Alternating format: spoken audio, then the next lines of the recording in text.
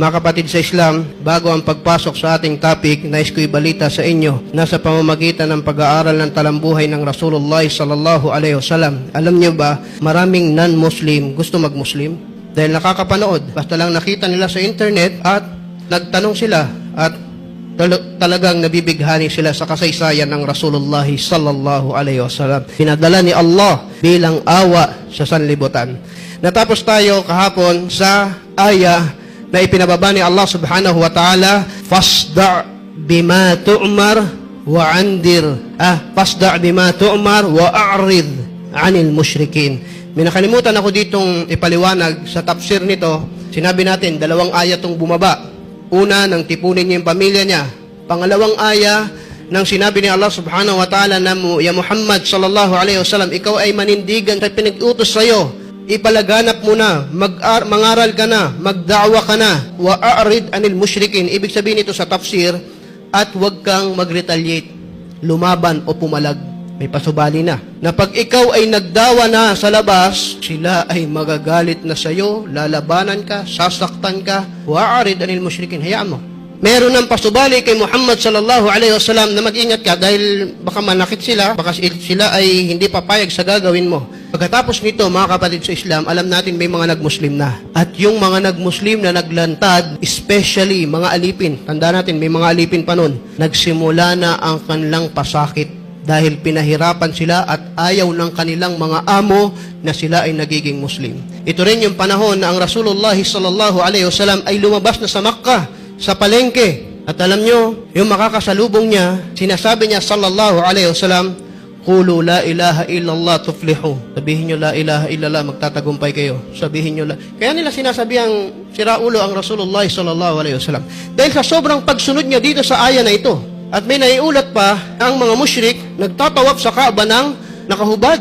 Dahil panata nila, may panata, may ganun silang paniniwala. Hubot-hubad, taas at baba. Dahil halimbawa sila ay minalas at magkakaroon sila ng panata na magtatawap ako para matanggal yung malas. Kahit na ayaw yun ng Rasulullah sallallahu alaihi wasallam, pero kinailangan niyang tuparin yung utos ni Allah na magdawa ka, umikot siya sa Kaaba at sinasabihan niya, Qulu la ilaha illallah tuflihu. Sabihin niyo la ilaha illallah, kayo ay magtatagumpay. Sa palengke, sa Kaaba o saan man lugar, sinasabi niya ito, Qulu la ilaha illallah tuflihu.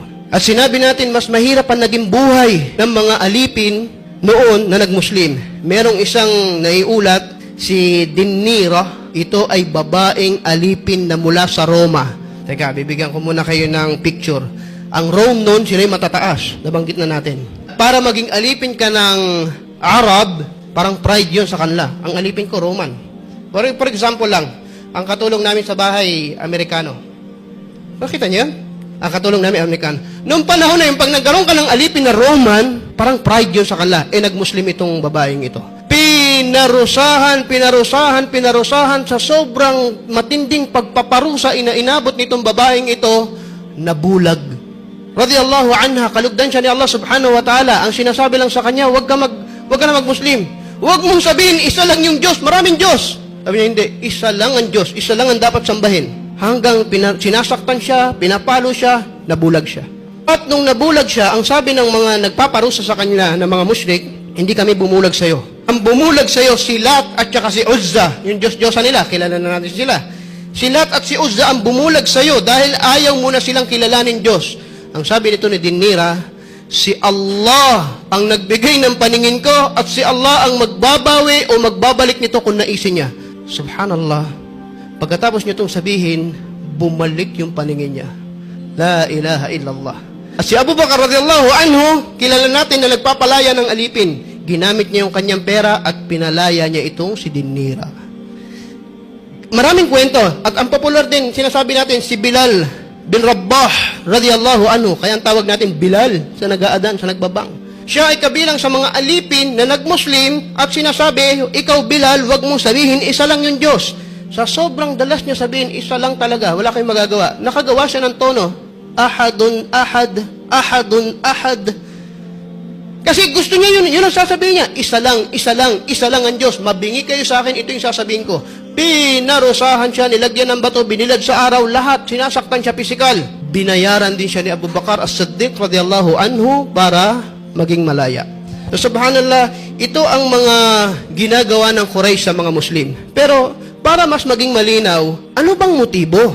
Bakit ba sila galit na galit sa mga nagmumuslim noong panahon na yon, sa pangangaral ni Muhammad sallallahu alaihi wasallam? Mga kapatid sa Islam, gusto kong tingnan natin itong 4 na pangunahing dahilan at maniwala kayo, makikita rin natin ito sa panahon natin ngayon. Maniwala kayo. Ang unang dahilan, bakit sila nagagalit? Muhammad, kasi ikaw, ang daming Diyos, ginawa mong isa lang.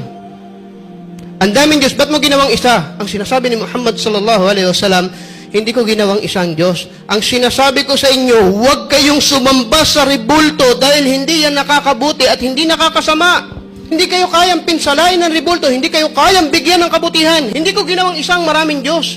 Huwag niyong sambahin yung hindi Diyos. Yun ang sinasabi ni Muhammad sallallahu alaihi wasallam. Pero nagagalit ang mga tao at sinasaktan siya. May kapitbahay siya, ang pangalan si Uqbah ibn Abi Mu'id. Ito ay napakasamang tao.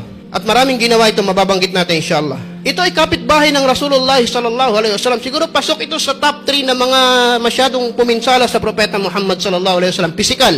Naghanda ito isang beses at nag-imbita siya, Muhammad, punta ka sa bahay, may handaan, kainan.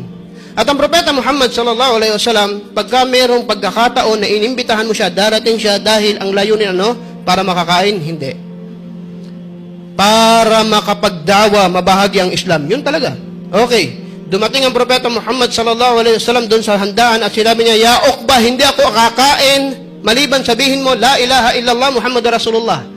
Uqba, mag-Muslim ka, sabihin, mag-shahada ka, tapos kakain ako. Ang sabi nito ni Uqba, okay, ashhadu an la ilaha illallah wa ashhadu na Muhammad Rasulullah. Nagulat yung mga tao. Nag-Muslim ka? Sabi niya, hindi, bisita ko, gusto ko kumain eh. Wala lang sa akin yun. Hindi ako nag-Muslim, pero gusto ko siyang kumain. Subhanallah, ganun nila iniinsulto ang Rasulullah sallallahu alaihi wasallam. At isang araw, nagkasalubong sila at sobrang galit nito ni Uqba, naiulat na sinakal niya, sinaktan talaga niya ang propeta Muhammad sallallahu alaihi wasallam. Sinakal. Isa ito sa pinakamalalaking pananakit na nangyari sa propeta Muhammad sallallahu alaihi wasallam at walang kayang tumulong sa kanya at nagkataon dumaan si Abu Bakar Siddiq na naman radiyallahu anhu at nakipagbuno siya dito. Ito sinabi niya. Pagkatapos makipagbuno, nung nakalas na, nabitawan ang propeta Muhammad sallallahu alaihi wasallam. Pakinggan niyo to. Ataktuluna rajulan yaqulu la ilaha illallah yaqulu rabbi Allah وَقَدْ جَاءَكُمْ بَيِّنَاتٍ مِنْ رَبِّكُمْ. Subhanallah. Papatayin niyo yung tao na nagsasabing ang Panginoon ko si Allah. Yan ang dahilan.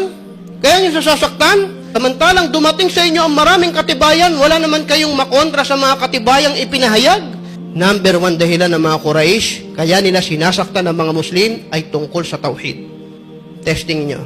Mag-experiment kayo. Pag may isang Muslim nagsyahada, balik Islam, naging sincere, ikhlas, tanungin mo, brother, bigyan mo ako ng 3 dahilan ba't ka nag-Muslim? Ang sasabihin talaga nila sa'yo kasi sa Islam, isa lang ang Diyos. Maniwala kayo, testingin nyo, ito talaga ang isasagot. At ito rin ang number 1 na dahilan ng mga Quraysh kung bakit ayaw nila ang mga turo ng Islam o ng propeta Muhammad sallallahu alaihi wasallam. Pangalawang dahilan, kasi Muhammad, sinasabi mo na may kabilang buhay. Natatawa kami dyan, ayaw namin yan. Wahuwa ramim. Sasabihin mong bubuhayin itong mga patay, abo na. Buto na at naging abo. Paano mabubuhay? Pero sinasagot sila lagi ni Allah subhanahu wa ta'ala at hindi nila kayang bigyan ng argumento ang lahat ng ipinababa ni Allah subhanahu wa ta'ala na sagot mula sa Quran. Isang beses, may tao ang pangalan si Al-As ibn Wa'il, nabanggit na natin siya ng mga nakaraan, patungkol din sa pera. May kulang siya o may utang siya kay Khabbab ibn al-Araq. May kulang siyang pera. Muslim to si Khabbab, kabilang sa mga naunang nag-Muslim. Nung sabi niya, di ba, Khabbab ibn al-Araq, Muslim ka? Alhamdulillah. Naniniwala kayong kabilang buhay, magkakaroon ng paraiso, magkakaroon kayong palasyo, magkakaroon kayong kayamanan, ginto lahat. Oo. Kung ganon, bigyan mo lang ako konting pagkakapanahon at pag nasa paraiso na tayo, marami na rin akong pera, babayaran kita doon. So, kita babayaran. Okay. Wallahi, iniinsulto nila yung mga Muslim patungkol sa doktrina ng kabilang buhay.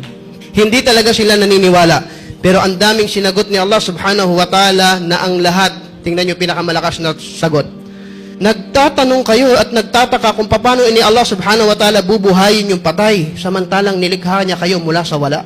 Ano bang mas madali? Ang likhain na kayo mula sa meron, buhayin na lang muli, o yung nilikha kayo noon, mula kayo sa wala? Fasakathu. Wala silang masagot doon sa ipinababa ni Allah subhanahu wa ta'ala. Pangatlong dahilan, bakit ikaw Muhammad ang pinadala? Bakit hindi yung mga malalaking tao dito sa Quraysh At ikaw yung